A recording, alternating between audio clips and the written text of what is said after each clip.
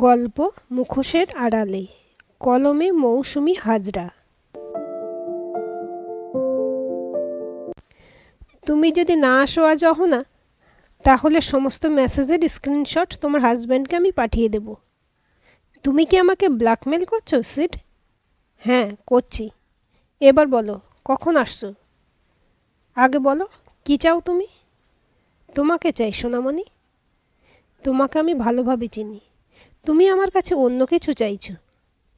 বিয়ে করে বুদ্ধি খুলে গেছে দেখছি। তাহলে আপাতত 50,000 টাকা আমার জন্য নিয়ে এসো, নিজে হাতে করে। তুমি কি পাগল হলে? এত টাকা আমি কোথায় পাবো? তা তো আমার জানার কথা নয়। নয়তো সব মেসেজের স্ক্রিনশট তোমার হাজব্যান্ডের কাছে পৌঁছে যাবে। মিঠির চুল বাঁধতে বাঁধতে আনমনে তাকিয়ে আছে অহনা জানালার দিকে। সদ্য 2 মাস হলো বিয়ে হয়েছে তার। বিয়ে হয়েছে তার নিজের দিদির হাজব্যান্ডের সাথে। একটা গাড়ি অ্যাক্সিডেন্টে মারা যায় দিদি। দিদির মেয়ে মিঠির জন্য বাড়ি থেকে অহনার সাথেই তার জামাইবাবুর বিয়ে দেওয়া হয়। যদিও এই বিয়েতে রাজি ছিল না অর্ণব, তবু মিঠির জন্য বাধ্য হয়ে এই বিয়েটা করতে হলো তাকে। অর্ণব বাড়ি ফেরে অনেক রাত করে, বড় ব্যবসা তার। তবে এখন বোধহয় ইচ্ছে করেই রোজ রাতে দেরি করে বাড়ি ফেরে অহনার জন্য। ঘড়িতে তখন প্রায় 12:30। কাউকে বিরক্ত করবে না বলেই একটা চাবি অর্ণবের কাছেই থাকে। দরজাটা খুলে বাড়ির ভিতরে গিয়েই দেখে অহনা খাবার বাচ্ছে। অর্ণবের দিকে না তাকিয়েই বলল অহনা, তাড়াতাড়ি খেয়ে নিন, মিঠি ঘুমিয়ে গেছে। অর্ণব ধীরে ধীরে জিজ্ঞাসা করল, তুমি খেয়েছ? অহনা নিজের খাবারটা নিয়ে রুমে চলে গেল। অর্ণব খেতে খেতে ভাবল, অহনার সাথে সে অন্যায় করছে। সে যেমন তার স্ত্রীকে হারিয়েছে, অহনাও তার দিদিকে হারিয়েছে। অহনাকে স্ত্রীর অধিকার না দিলেও অহনা ঠিকই মা হয়ে উঠতে পেরেছে মিঠির। তাই সেই জন্য অন্তত অহনার সাথে একটু ভালোভাবে কথা আর ভালো ব্যবহার করা উচিত অর্ণবের। অন্যদিন রাতে অর্ণব পাশের রুমে শুয়ে যায়। আজ মিঠি আর অহনার রুমে গেল। অহনা কিছুটা অবাক হলেও একটা বালিশ অর্ণবকে দিল। অর্ণব আর অহনার মাঝে মিঠি তখন গভীর ঘুমে আচ্ছন্ন। অর্ণব অহনার দিকে না তাকিয়ে বলল, তোমার কিছু দরকার হলে আমাকে জানিও। অহনা কিছু একটা বলতে গিয়ে চুপ করে গেল। সকালে উঠে অহনা দেখল পাশে অর্ণব নেই। মিঠি তখনও ঘুমোচ্ছে। 1 কাপ গরম কফি নিয়ে এসে অর্ণব হাসি মুখে বলল, কফিটা খেয়ে নাও, আজ ব্রেকফাস্ট আমি বানাবো। অহনা মনে মনে ভাবল, এটা কি স্বপ্ন নাকি সত্যি? ব্রেকফাস্ট টেবিলে 2টো মানুষ চুপচাপ। হঠাৎই রাতের কথাটা মনে পড়ে যেতেই অহনা একটু আমতা আমতা করেই বলল, আপনি কাল রাতে বললেন আমার কিছু দরকার হলে আমি যেন আপনাকে জানাই। আমার কিছু দরকার ছিল। অর্ণব বলল, ঠিক আছে, কি দরকার বলো। অহনা সংকোচ করেই বলল, কিছু নগদ টাকার দরকার ছিল, 50,000-এর মতো। ঠিক আছে, আমি বেরোনোর আগে দিয়ে যাব। জিজ্ঞাসা করবেন না কেন চাইছি? নিশ্চয়ই কোনো দরকার আছে তোমার। তবে আমার জানার কোনো দরকার নেই। আপনি আমাকে বিশ্বাস করেন? অর্ণব কথাটা শুনে অহনার দিকে তাকিয়ে মৃদু হাসল। টাকাটা পেয়েই সিডকে ফোন করে দেখা করতে বলল অহনা। মিঠিকে স্কুলে পৌঁছে দিয়ে গেল সিডের কাছে। সিড টাকাগুলো হাতে পেয়ে বলল, এই না হলে আমার সোনার ডিম পাড়া হাঁস। দেখো সিড, এর আগেও অনেক টাকা দিয়েছি তোমায়, এবার আর আমার পক্ষে সম্ভব নয়। তুমি আমাকে ব্ল্যাকমেল করা বন্ধ করো। আমি অর্ণব আর মিঠিকে নিয়ে ভালো আছি। এটাতেই তো আমার সমস্যা। তুমি ভালো থাকো অন্যজনের সাথে, সেটাই তো আমি চাই না। এমন তো নয় যে তুমি আমাকে ভীষণ ভালোবাসতে। সিড একটা পৈশাচিক হাসি হেসে অহনার কাছে ঘেঁষতেই অহনা সিডকে সরিয়ে নিজের গাড়িতে চেপে বসল। ওদিকে সিড পিছন থেকে চিৎকার করে বলল, সাবধানে গাড়ি চালাবে, নয়তো দিদির মতো তোমারও না অ্যাক্সিডেন্ট হয়। কথাটা শুনে বুকের মধ্যে একটা মোচড় দিয়ে উঠল অহনার। সিড কি বোঝাতে চাইল? হঠাৎ দিদির মুখটা ভেসে উঠল। মনটা ভারাক্রান্ত হয়ে গেল। ফোনটা বের করে একবার অর্ণবকে ফোন করল। অর্ণব তখনও মিটিংয়ে ব্যস্ত, ফোনটা তুলল না। 10 দিন পর ওয়াশরুম থেকে শুনতে পাচ্ছে অহনা, ফোনটা বেজে যাচ্ছে। মিঠি বাড়িতে থাকলে ফোনটা রিসিভ করে, বাচ্চা মেয়েটা বেশ মেধাবী। কি সুন্দরভাবে বলে, মাম্মাম একটু বিজি আছে, পরে আপনাকে কল ব্যাক করবে। কিন্তু আজও বাড়িতে নেই। বারবার ফোনটা বেজে যাওয়ার পর বাধ্য হয়ে অর্ণব ফোনটা রিসিভ করলো। ওই পাশ থেকে একজন বললেন, এটা কি অহনার নাম্বার? হ্যাঁ, আমি ওর হাজব্যান্ড। আপনি কে বলছেন? আমি ইন্সপেক্টর বোস। আসলে আমরা একটা ডেড বডি পেয়েছি। ফোন ঘেঁটে বেশি কিছু পাইনি যদিও, শুধু লাস্ট কল এই নাম্বারে করা হয়েছিল, তাও আবার অনেকবার। কি বলছেন আপনি? Dead body? কিন্তু কার? Seed সান্যালের body. সব কিছু একটু রহস্যময় লাগছে না অর্ণববাবু? আপনার স্ত্রী মারা গেলেন গাড়ি অ্যাক্সিডেন্টে, আর আজ সিডবাবুকে গাড়ি থেকে মৃত অবস্থায় পাওয়া গেল। যদিও অনুমান করা হচ্ছে ড্রাগের ওভারডোজের ফলে মৃত্যু হয়েছে, তবে রহস্য তো অন্য জায়গায়। সিড সান্যালের কল লিস্ট থেকে জানতে পেরেছি বহুবার আপনার বর্তমান স্ত্রীকে ফোন করা হয়েছিল। কারণটা এবার কে বলবে, আপনি নাকি আপনার বর্তমান স্ত্রী? ইন্সপেক্টর বোসের কথাগুলো বুকে এসে লাগলো অর্ণবের, কারণ এই বিষয়ে সে কিছুই জানে না। অহনা ধীর গলায় বলল, উনি এই ব্যাপারে কিছুই জানেন না, তাই এসবের উত্তর আমিই দেব। সিড আমার প্রাক্তন প্রেমিক, যদিও আমাদের প্রেমের সম্পর্কটা বেশি দিনের নয়। সিডের জীবনযাপন আমার মোটেও ভালো লাগতো না। আমাদের প্রেম হয়েছিল কলেজ লাইফে। কলেজ লাইফ শেষ করার আগেই আমাদের ব্রেকআপ হয়ে যায়। তারপর ও কোনোভাবে জানতে পেরেছে আমার বিয়ে হয়েছে। তারপর থেকেই ও আমার আগের মেসেজের স্ক্রিনশট নিয়ে আমাকে ব্ল্যাকমেল করতে থাকে। এর জন্য বেশ কয়েকবার আমার কাছে টাকাও নিয়েছিল। আমি আমার হাজব্যান্ডকে বলতে গিয়েও পারিনি। ভেবেছিলাম যদি উনি আমাকে না বোঝেন। তবে সিডের মৃত্যুর কারণ আমার জানা নেই। আমাদের লাস্ট কথা হয়েছিল গতকাল দুপুরে। তারপর ও অনেকবার ফোন করেছিল, আমি রিসিভ করিনি। ইন্সপেক্টর বোস এবার অহনার দিকে তাকিয়ে বললেন, কি কথা হয়েছিল আপনাদের? কিছুক্ষণ থেমে অহনা বলল, আবার টাকার জন্য আমাকে ফোন করেছিল।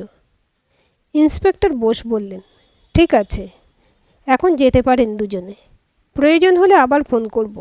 অহনা আর অর্ণব চেয়ার থেকে উঠে কয়েক পা এগিয়ে যাওয়ার মুহূর্তে আবারও ইন্সপেক্টর বোস ডেকে জিজ্ঞাসা করলেন, আচ্ছা অর্ণববাবু, আপনার স্ত্রী কিভাবে মারা গিয়েছিলেন? অর্ণব কিছুটা হকচকিয়ে গেল, পর মুহূর্তে সামলে নিয়ে বলল, গাড়ি ব্রেক ফেল হয়ে অ্যাক্সিডেন্ট হয়েছিল। গাড়ি দ্রুত গতিতে এগিয়ে যাচ্ছে। বাড়িতে মিঠের কাছে অহনার বাবা মা আছেন। অর্ণব একদম চুপচাপ। অহনা ভয়ে ভয়ে জিজ্ঞাসা করল, আপনার কি কিছু প্রশ্ন আছে? না, সবই তো শুনলাম। আপনি রেগে আছেন আমার উপর?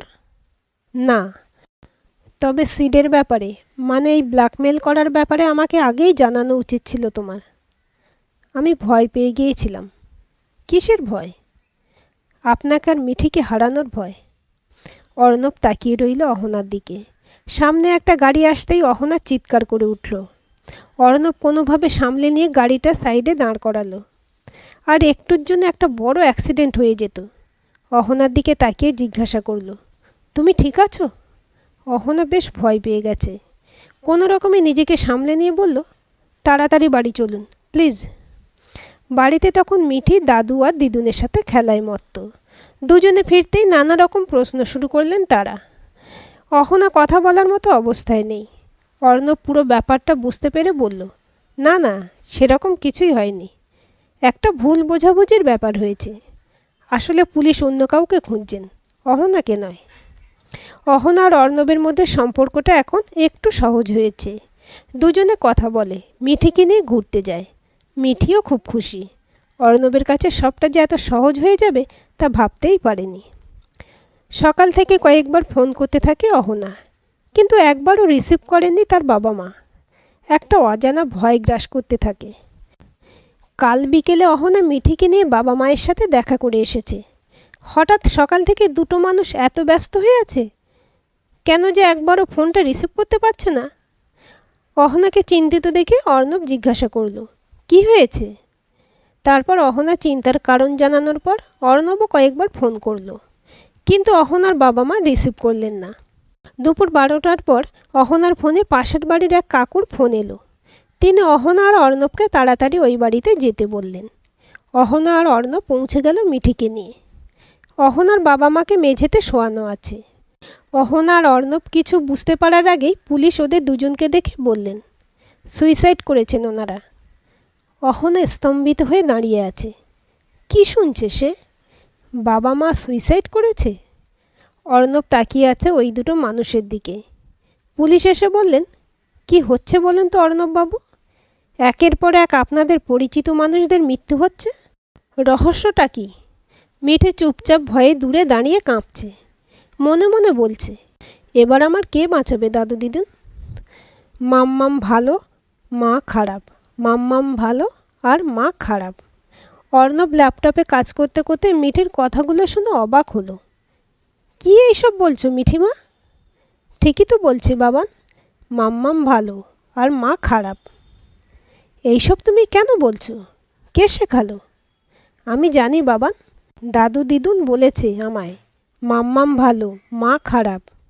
তাই তো মা তারার কাছে চলে গেছে, মাম্মাম ভালো বলে আমার কাছে আছে। আর কোনো কথা না বলে পুতুলটা হাতে নিয়ে রুম থেকে বেরিয়ে গেল মিঠি। অহনার বাবা মায়ের সুইসাইড করার কারণ এখনও অবধি জানা গেল না। এমনকি কোনো সুইসাইড নোট অবধি পাওয়া যায়নি। কি চলছে এইসব? কে আছে মুখোশের আড়ালে? অর্ণব নাকি অহনা নাকি অন্য কেউ? সত্যি বলতে অর্ণববাবু, আমার মাঝে মধ্যে আপনাকে সন্দেহ হয়। তাই নাকি ইন্সপেক্টর বোস? হ্যাঁ, তবে একটা প্রমাণ হাতে পাই। তাতে যদি আপনি গিল্টি থাকেন তাহলে আপনাকে বাঁচানো মুশকিল। আমি এই কেসগুলোতে সব রকমভাবে আপনাকে সাহায্য করব। তারপরেও যদি মনে হয় এইসব মৃত্যুর পিছনে আমার হাত আছে, তাহলে আপনি সেটা প্রমাণ করুন। আহা, রেগে যাচ্ছেন কেন? বুঝতেই পারছেন পুলিশের মন। আচ্ছা, অহনা ম্যাডামকে কখনো আপনার সন্দেহ হয়নি? না, কোনো কারণেই নেই অহনাকে সন্দেহ করার। এই মৃত্যুগুলোর পিছনে ওর কি উদ্দেশ্য থাকতে পারে বলুন? ও তো ভীষণ রকম সংসারী একটা মেয়ে। সত্যি বলতে ওর দিদির থেকে ও ভীষণ গোছানো, সংসারের খুঁটিনাটি বিষয়ে সব জানা। দেখুন না, মিঠি কেমন ওকে পেয়ে সব ভুলে গেছে। আমার মেয়ের খুশিতেই আমার খুশি। এমনকি অহনার কোনো চাহিদাও কিছু নেই, অল্পেতেই খুশি ও। আপনাদের সম্পর্কটা কেমন? মানে যেমন স্বামী স্ত্রীর মধ্যে থাকা উচিত সেই রকম? আশা করি বুঝতে পারছেন। এই বিয়েতে আমি রাজি ছিলাম না, আমার মেয়ের কথা ভেবেই করেছিলাম। তাই এখনও অবধি অহনাকে আমি স্ত্রীর মর্যাদা দিতে পারিনি, তবে তার সাথে কোনো অন্যায়ও করিনি। বুঝলাম। আচ্ছা, আপনাকে বলেছিলাম আপনার স্ত্রীর, মানে আপনার আগের স্ত্রীর ফোনটা নিয়ে আসতে, এনেছেন? হ্যাঁ, নিয়ে এসেছি। ওর মৃত্যুর পর থেকে ফোনটা বন্ধ করাই আছে। আমি চার্জ দিয়েছিলাম আজ। আপনার সামনেই খুলছি ফোনটা। খবর নিয়ে জানতে পেরেছি যেদিন আপনার স্ত্রীর অ্যাক্সিডেন্ট হয় সেদিনই তো আপনি নিজে গাড়িটি সার্ভিসিং করিয়ে এনেছিলেন। তারপরেও কিভাবে ব্রেক ফেল হয়? আমি সত্যিই নিজেও অবাক। আমি যখন দুপুরে গাড়িটা নিয়ে এলাম সব ঠিক ছিল। তারপর বিকেলে গাড়ি নিয়ে আমার স্ত্রী বেরোলো। তার কিছুক্ষণ পরই অ্যাক্সিডেন্ট। কোথায় গিয়েছিলেন তিনি আপনি জানেন? না, কদিন আগে থেকেই ওর মধ্যে একটা পরিবর্তন লক্ষ্য করেছিলাম। কিছু একটা লুকাচ্ছিল আমার থেকে। এমনকি আমি কথা বলতে গেলে এড়িয়ে যেত। আগে বলেননি তো এই ব্যাপারটা। যাই হোক, আপনি এখন আসতে পারেন, দরকার পড়লে আবার ডাকবো। থানা থেকে বেরিয়ে যায় অর্ণব। একটা নাটক চলছে, এখান থেকে বেরিয়ে আসা সহজে সম্ভব নয়। তবে এই নাটকে অর্ণব নায়ক হতে না পারলে খলনায়ক হয়ে নাটক শেষ করতে হবে। বিকেলের বৃষ্টিটা বেড়েছে ভালোই। অহনা আগের চেয়ে অনেক চুপচাপ। মিঠির সাথে তার বেশি সময় কাটে। অর্ণবের মনে হলো একবার ওর সাথে ভালো করে কথা বলা দরকার। ওকে সব কিছু বলাটা কি ঠিক হবে এখন? ঠিক তখনই ফোনটা বেজে ওঠে। ফোনের স্ক্রিনে ইন্সপেক্টর বোসের নাম্বার দেখে একটু ঘাবড়ে যায় অর্ণব। হ্যাঁ বলুন স্যার।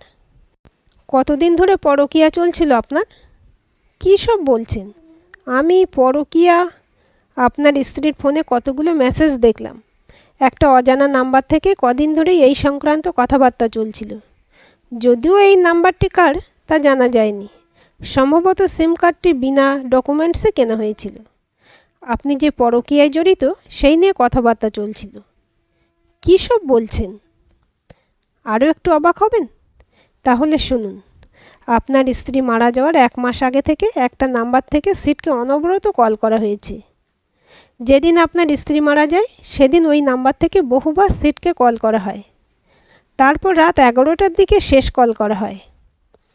তারপর ওই নাম্বার থেকে সিডের ফোনে আর কল আসেনি, আর সিডও ওই নাম্বারে কল করেনি। আর সেই নাম্বারটি রেজিস্টার করা আছে আপনার শ্বশুর মশাইয়ের নামে। আপনি কী সব বলছেন?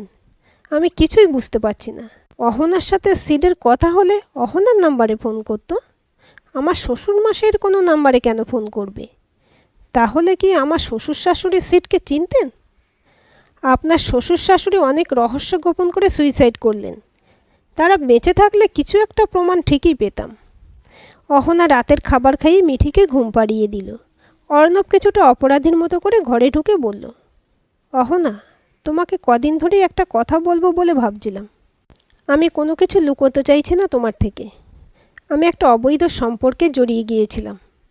তোমার দিদি বোধহয় কোনো রকমভাবে সেটা জানতে পেরে গিয়েছিল, তাই মৃত্যুর কদিন আগে থেকেই আমার সাথে ঠিকমতো কথা বলছিল না। অহনা অবাক হওয়ার সাথে সাথে অনেকটা রাগ নিয়ে বলল, এই জন্য আমার দিদিকে মেরে ফেলেননি তো? অর্ণব অহনার হাত দুটো ধরে বলল, বিশ্বাস করো, আমি তোমার দিদিকে মারিনি। এখন পুলিশও এই ব্যাপারটা জানতে পেরে গেছে। সারাটা রাত অহনা নির্ঘুম কাটল। চোখের জল আর অনেকটা অভিমান নিয়ে নীরব হয়ে থাকল। অর্ণব অনেক কিছু লুকিয়ে রেখেছে তার থেকে। যেভাবেই হোক এবার সব জানতে হবে। দুপুরের দিকে পরিচিত নাম্বার থেকে অর্ণবের ফোন এলো। ফোনটা অর্ণব রিসিভ করতেই, লাস্টবারের মতো আর একটা হেল্প চাই আমার। এবার টার্গেট অহনা। কিন্তু অহনা কেন? Hello hello. ফোনটা ডিসকানেক্ট হয়ে যায়। অর্ণব একটা ঝড়ের পূর্বাভাস পেল। আজ কোথাও ঘুরতে যাবে অহনা? না, ভালো লাগছে না। আমাকে ভুল বুঝেছ তুমি? আপনি আর কি কি লুকিয়ে রেখেছেন আমার থেকে? শুধু ওইটুকুই, তোমার দিদির সাথে আমি সুখে ছিলাম না, তাই জড়িয়ে গিয়েছিলাম একটা সম্পর্কে। তোমার দিদি তোমার মতো নয়। তুমি কি সুন্দর করে সবটা একা হাতে সামলে নিয়েছ। তোমার কাছে এলে আমি শান্তি পাই। ধীরে ধীরে অর্ণব অহনার দিকে এগিয়ে যেতে লাগলো। অহনার মুখের সামনে চুলগুলো আঙুল দিয়ে সরিয়ে দিল অর্ণব। অহনা এই আকর্ষণ আগেও অনুভব করেছিল। ঠিক এই মুহূর্তে অর্ণবের সব ভুলে ক্ষমা করে দেওয়া যায়। মিঠির ডাকে সম্বিত ফিরল দুজনের। মিঠি আজ তার বন্ধুর জন্মদিনে যাবে। ওকে বন্ধুর বাড়িতে নামিয়ে দিয়ে অহনা আর অর্ণব নিজেদের মতো একটু সময় কাটাবে বলে বেরিয়ে পড়ল। বিকেলটা বেশ ভালোই কাটল দুজনের। অর্ণব মিঠিকে সেই রাতে আর বাড়ি আনলো না। মিঠি তার বন্ধুর বাড়িতেই রয়ে গেল। আজ রাত যেন শেষ সুযোগ। আচ্ছা অহনা, তুমি আমাকে আগে থেকেই ভালোবাসতে? মানে যখন তোমার দিদির সাথে আমার সংসার ছিল? হঠাৎ এইসব কথা কেন? না, আমার জানতে ইচ্ছে হলো, তুমি আমার জীবনে আগে কেন এলে না বলো তো? এই তো এখন আছি, সারা জীবন থেকে যাব। আমি সত্যি তোমার দিদির সাথে সুখে ছিলাম না। ও অ্যাক্সিডেন্টে না মারা গেলে আমি হয়তো ওকে মেরেই দিতাম। আমি আর পারছিলাম না ওর সাথে সংসার করতে। আমি জানতাম আপনি সুখে ছিলেন না দিদির সাথে। বাবা মাকে কতবার বলতাম, তারা কিছুতেই আমাকে বিশ্বাস করতেন না। দিদির প্রেমে অন্ধ ছিলেন তারা। আমাকে কেউ বুঝতো না। দিদি বরাবর পড়াশোনায় ভালো ছিল। সব সময় দিদির সাথে আমাকে তুলনা করা হতো। আমাকে বুঝিয়ে দেওয়া হতো আমি সব কিছু থেকে পিছিয়ে। কেউ বুঝতো না আমি কি চাই। আমি বুঝি তো অহনা। আপনিই তো একমাত্র ব্যক্তি যিনি আমার মাথায় হাত বুলিয়ে বলেছিলেন, এত অভিমান ভালো নয় অহনা। তোমার মনে আছে এইসব? সব মনে আছে। আমি দিন গুনতাম আপনি কবে আসবেন আমাদের বাড়ি। দিদির সাথে দেখলে আমার ভীষণ রাগ হতো। আমি তো দিদির থেকেও আপনাকে সুখে রাখতে পারি, তাহলে আমি কেন আপনাকে পাবো না? আপনি জানেন, আমি শুধু আপনার সাথেই কথা বলতাম। বাবা মায়ের কাছে বোঝা হয়ে গিয়েছিলাম। এমনকি দিদিও আমাকে কোনোদিন কাছে টানেনি। আমার মনে হতো আপনাকে পাওয়ার জন্য আমি সব কিছু করতে পারি। কাছে এসো, এই তো পেয়েছো আমাকে। এই যে আমি আপনার বুকে মাথা রাখতে পেরেছি, এখানে কত সুখ তা আপনাকে বলে বোঝাতে পারবো না। ভালোই হয়েছে, আমাদের রাস্তা থেকে সবাই সরে গেছে, নয়তো আমরা কখনো একে অপরকে এতটা কাছে পেতাম না। সরে গেছে নয়, সরাতে হয়েছে। মানে? এখন তো আপনি আমার, আপনাকে বলতে আর বাধা নেই। আমিও সব কথা আপনাকে বলতে চাই। দিদির অ্যাক্সিডেন্ট আমি করিয়েছিলাম সিটকে দিয়ে। সিটকে বলেছিলাম অনেক টাকা দেব, ও সাথে সাথেই রাজি হলো। ব্রেক ফেলটা সিডই করিয়েছিল। তার আগে অবশ্য আপনার থেকে দিদির দূরত্ব তৈরি করার জন্য আমি একটা নাম্বার থেকে দিদিকে মেসেজ করতাম, ভুল বুঝিয়েছিলাম আপনি পরকীয়াতে জড়িত। দিদি তাই বিশ্বাস করেছিল। একবারও ওর মনে হয়নি আমি এই মেসেজের পিছনে আছি। এমনকি আপনার প্রতি ওর বিশ্বাস ছিল না। এমন ঠুনকো সম্পর্কের কোনো দাম আছে বলুন? বাবার একটা নাম্বার থেকে সিটকে ফোন করে প্ল্যানটা বানিয়েছিলাম, যাতে কোনোভাবেই কারো সন্দেহ না হয়। অর্ণব আরও একটু শক্ত করে জড়িয়ে ধরল অহনাকে। অহনা এইটুকুই চেয়েছিল তো। সিডও মারা গিয়ে ভালোই হলো আমাদের জন্য, নয়তো পথের কাঁটা হয়ে থাকতো। কেউ কি এমনি এমনি মরে?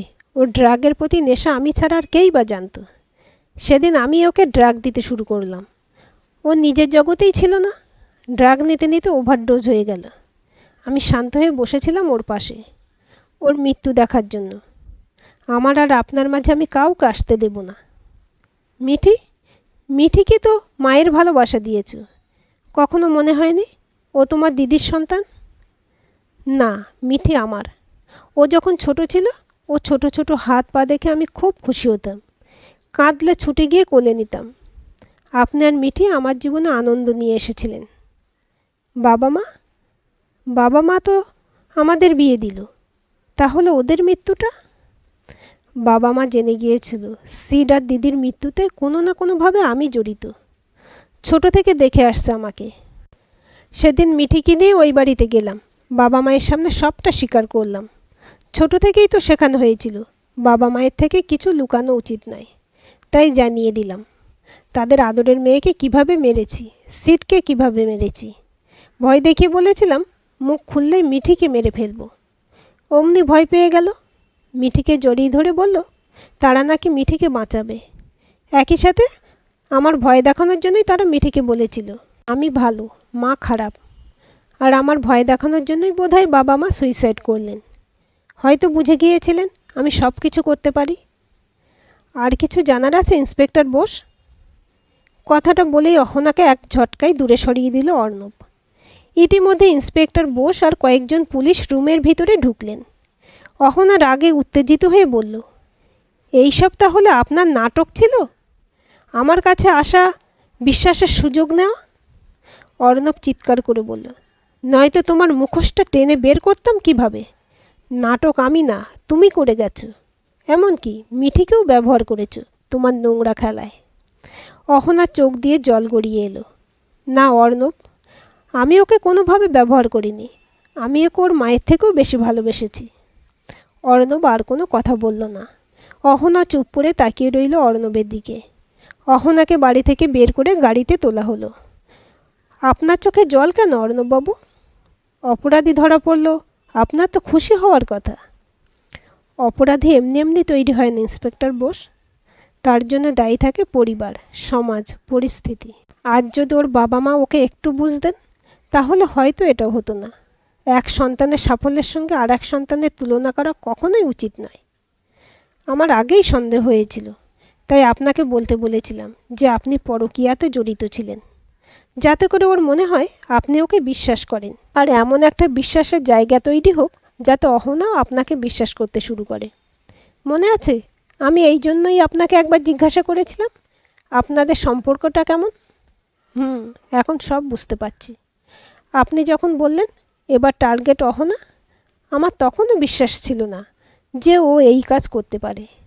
অনেক উপকার করলেন আমার। এই শহর ছেড়ে চলে গেলেও আশা করি আমাদের যোগাযোগ থাকবে। কোথায় যাবেন? এখান থেকে অনেক দূরে, মিঠিকে নিয়ে চলে যাব। ও জানবে মায়ের মতো মাম্মামও আকাশের তারা হয়ে গেছে। একটা রিকোয়েস্ট ছিল আপনার কাছে। অহনা অপরাধী ঠিকই, কিন্তু মানসিক দিক থেকে ও অসুস্থ, খেয়াল রাখবেন ওর। সকাল হতে অনেক দেরি। আজকের রাত নির্ঘুম কাটবে অর্ণবের। একটা পরিবার চোখের সামনে শেষ হয়ে গেল। মিঠিরও অনেক প্রশ্ন থাকবে। সব কিছুর জন্য নিজেকে প্রস্তুত করতে হবে। মিঠি একদিন ঠিক বুঝতে পারবে মুখোশের পার্থক্য। আজকের এই গল্পটি আপনাদের কেমন লাগলো কমেন্ট করে জানাবেন। ভালো লাগলে অবশ্যই একটা লাইক দেবেন আর চ্যানেলটি সাবস্ক্রাইব করে সাথে থাকবেন।